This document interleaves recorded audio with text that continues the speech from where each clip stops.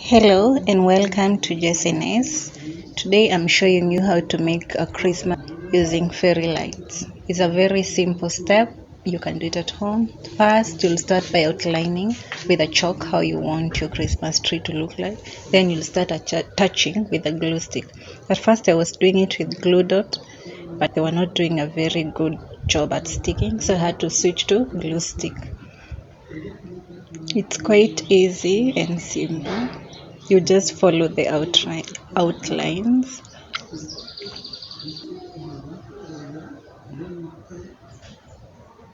like I'm doing in the video.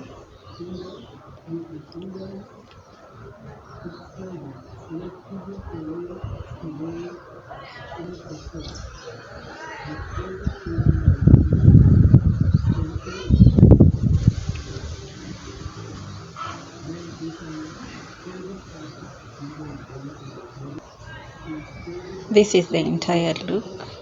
You just attach it to the electricity source and there you go, a simple Christmas tree.